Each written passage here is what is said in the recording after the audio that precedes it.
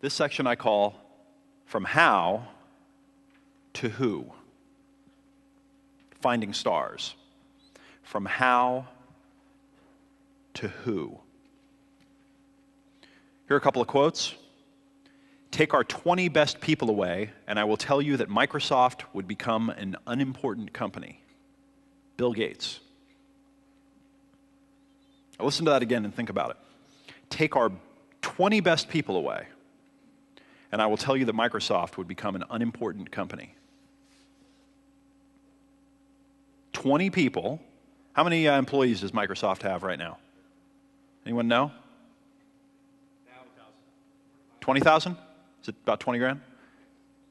Take our top 20 people away of 20,000, and we become unimportant. Next quote. Never contract a friendship with a man that is not better than thyself. Confucius. Never contract friendship with a man that is not better than thyself.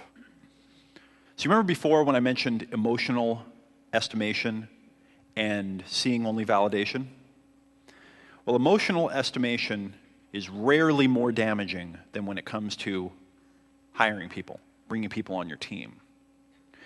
And it's rarely more prevalent in business.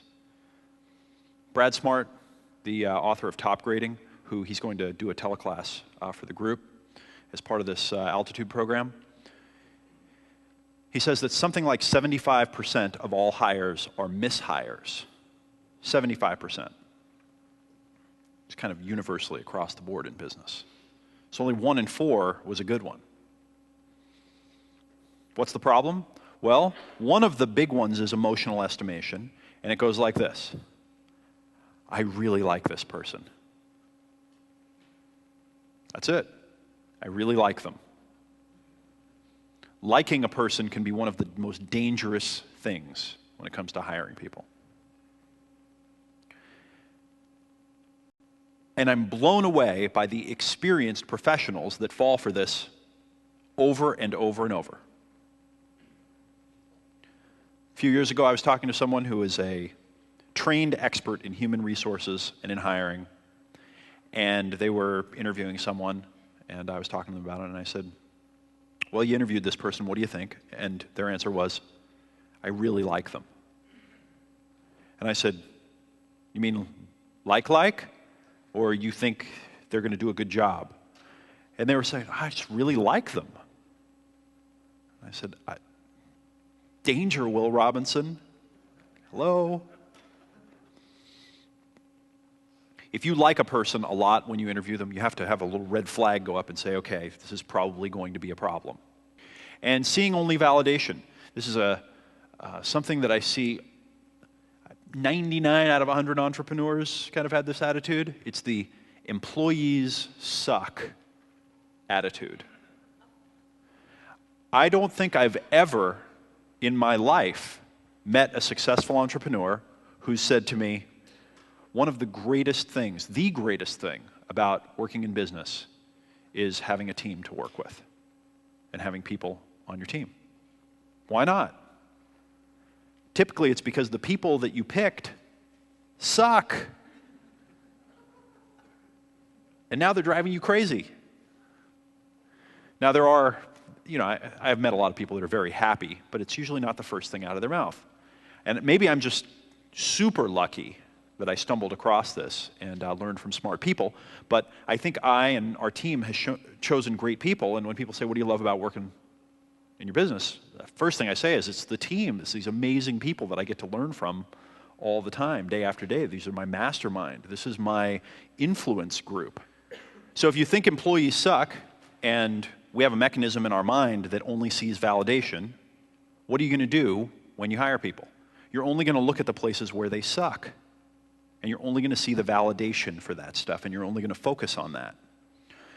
Now, it may come as a shocker to you, but on our team, people screw things up. They make mistakes. They do little stupid things that cost us $50,000 or $100,000 on a regular basis. We lose a lot of money because our stars screw up. The difference, I think, between me and maybe some of the people I see who get all freaked out about these things is instead of me saying, oh, not again, these damn people, what are they doing? What I do is I call the person up, typically, and I say, hey, how you doing? And usually, if it's a star, they're already bummed out, right? They're already beating themselves up.